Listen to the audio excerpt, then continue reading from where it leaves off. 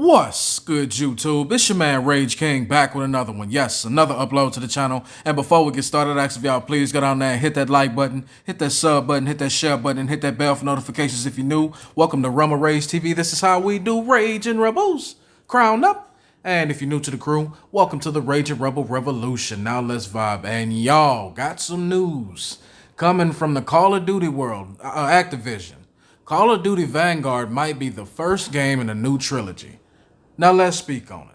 Who's ready for story time with Rage King, baby? We got an article. We're going to read. We're going to react because that's just what we do, all right? So let's get into it.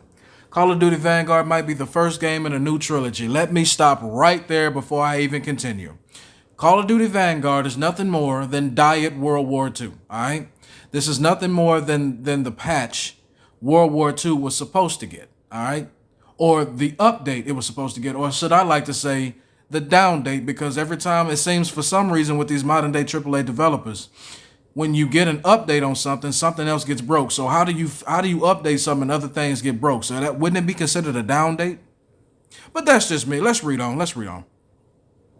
The Call of Duty franchise covers multiple theaters of war, often opting to tell fictional stories within a web of historical conflict. We take on the role of soldiers at the front lines, and sometimes these player characters become mainstays. Captain Price / Roach in Infinity Ward's original Modern Warfare trilogy, and Mason / Woods in Treyarch's Black Ops franchise. Call of Duty Vanguard is the latest entry in the long-running COD universe, and its writers want the game's characters to be mainstays. Vanguard might end up being the first game in another Call of Duty trilogy. It can't be the first if it's nothing more than the continuation of something we've already played. That's another reason. That's the big reason why a lot of people don't want to get this game. But let's read on. During a New York Comic-Con panel, Vanguard's writers spoke about the future they envision for the game's protagonist. We came into the process saying, how do we make iconic COD characters, because we don't really have that in Call of Duty right now. Sam Maggs, writer at Sledgehammer Games, said, We came into this being like, who could be our flagship COD characters? Because we want to make Vanguard 2 and Vanguard 3. So y'all want to make Call of Duty World War 2, 3, and 4. Yikes. Oof.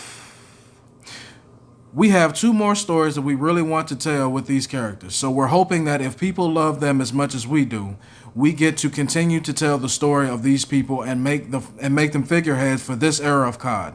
You can listen to Mags and the rest of the writing team talk about this around the 43-minute mark in the video above. Let me stop right there. I'm going to go back and read something that really caught my attention. So we're hoping that if people love them as much as we do, we get to continue to tell the story of these people and make them figureheads of this era of COD. More specifically, so we're hoping that if people love them as much as we do. Let me tell y'all something you probably didn't know. Talking to the COD writers. Making video games is not about what makes you happy. Making video, and I'm not saying that you shouldn't enjoy your job or you shouldn't make something you like. Don't get me wrong, but I'm saying this. This is where the disconnect between the COD fan base and the COD makers, the devs, the COD developers come at such an impact. This is why there's such a problem. This is why there's such a distrust, a discord. There's such a rift. For the simple fact that y'all are not making games for customer satisfaction. Y'all are making the games that y'all want to play instead of making the games fun for everyone. You get what I'm saying? You need to make the game for everyone. You need to make the game that people want to play, not just make the game that you want to play. That's why a lot of these games come out absolute trash. These devs are making the games for them just specifically to play instead of making the game for customer satisfaction.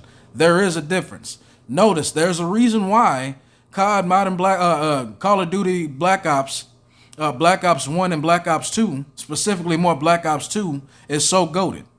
It's a reason why Modern Warfare is so goated, because the devs weren't trying to make a game just for devs. They were making the game for customer satisfaction. Now we've taken a complete 180. Now these devs just want to make a game for them to not play Just make a game for them to occasionally play when they feel like it, and leave everyone else out hanging high and dry. I think that's complete cap and complete bullshit. But let's read on. Call of Duty Vanguard's campaign follows an elite task force: Sergeant Arthur Kingsley, Lieutenant Polina Petrova, Private Lucas Riggs, Lieutenant First Class Wade Jackson, as they venture deep into Nazi Germany to bring down Reich's mysterious Phoenix Project down to its knees.